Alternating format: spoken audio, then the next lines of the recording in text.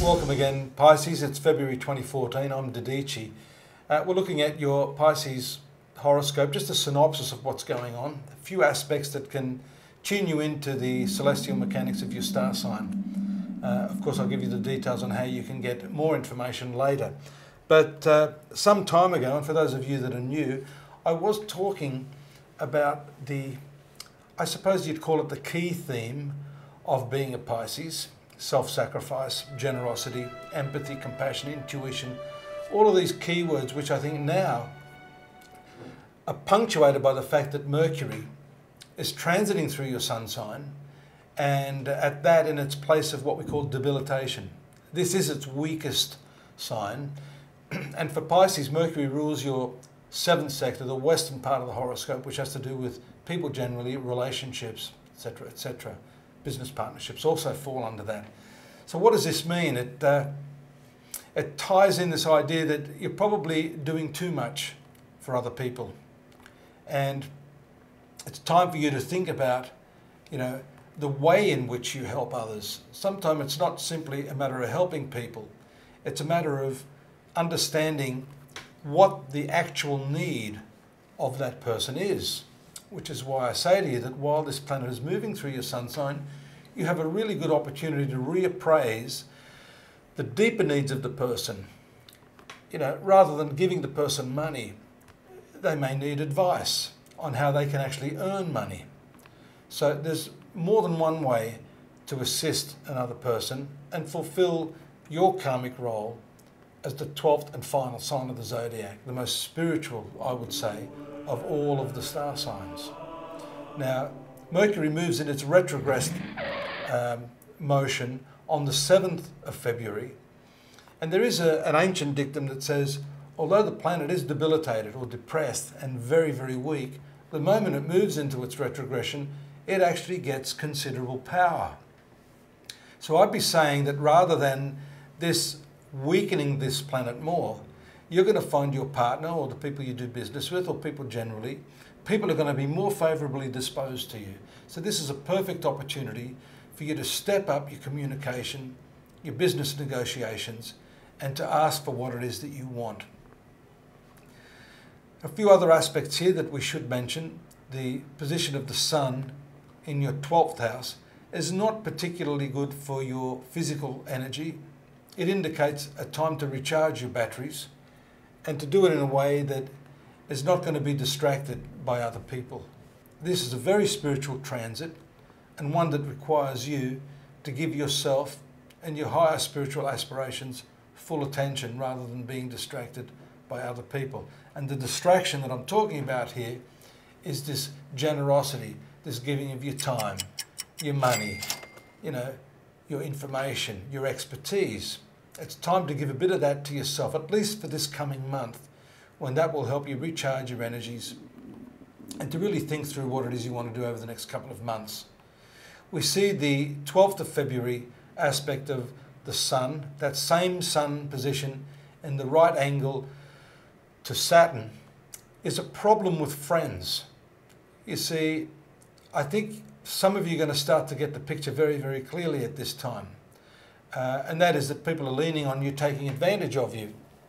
Here you could find a long-term partnership or association going through some really, really trying times. Now, it's up to you as to how much more you want to endure of someone being on the take. There's only so much you can take when someone's on the take. And friendship really is all about a mutually supportive system. Commit that to memory. The other thing about this 12th sector is that simultaneously around the 15th, the sun moves into the very favourable aspect of Mars in the 8th house. Now, some of the ancient dicta stipulate that this 12th house is the house of bed pleasures, sexuality. I know some of you that have dabbled in astrology say the 8th house is the house of sexuality. Yes, it is. So therefore, we can at least agree that both of these signs of the zodiac, Aquarius and Libra, for Pisces, are very powerfully activated, indicating a strong and positive influence sexually. Actually, this is important for your health. It's important for you to work on that and to not undermine your health by denying yourself some of these important pleasures. Of course, it's healthy for the relationship, not just for you physically. We see too the aspect on the 16th of the Sun to Mercury in the same house. And because this retrograde Mercury is moving backwards and forwards, there's a repeat aspect of that 8th house Mars on the 16th. So there's two aspects here that are playing out, 15th and 16th. And then we see a complete turnaround on the 19th of February when the Sun moves into your Sun sign of Pisces. Now, if you've been feeling a little bit low, I can tell you without any shadow of a doubt, there's a big turnaround around the 16th, the middle of the month. At that point, you'll feel an instant upliftment of your physical energies.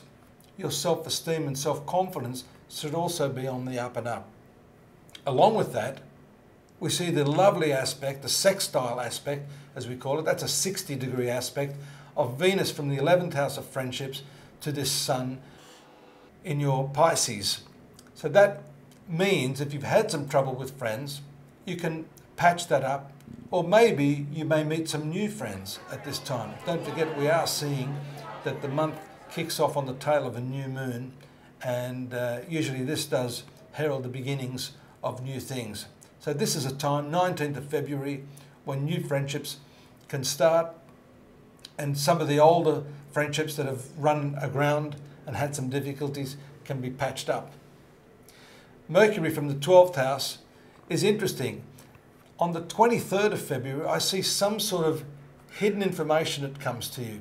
You'll be doing a lot of research at this time, and there's something you may have overlooked in the past that's going to be very useful to push forward a project or some sort of work that you're doing at this time.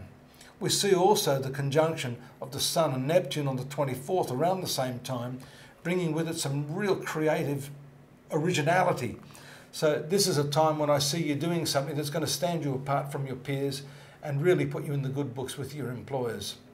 Finally, we see the problem that I've discussed with your friends really coming to a nice resolution around the 25th with that Venus moving into the sextile aspect of Saturn. Don't worry about the hard aspect of Jupiter to Uranus. That's a 5th house aspect, 2nd house aspect. This is speculation in money. I think this has more to do with some sudden or abrupt behaviour, one of your children or a younger friend that may actually entertain you. So don't be too worried about that one. Look forward to your company next month. Please do join me at astrology.com.au. In the meantime, we have the daily, monthly and yearly horoscope in much more detail. Don't forget to join me at astrology.com.au for the daily, monthly and yearly horoscope readings for Pisces in much more depth, I must say, and lots of free readings there. Plus, you can avail yourself of the personal consultations that I and a lot of my peers will offer you there if you need some more detailed information on your personal problems. Take care. See you here next month. Bye, Pisces.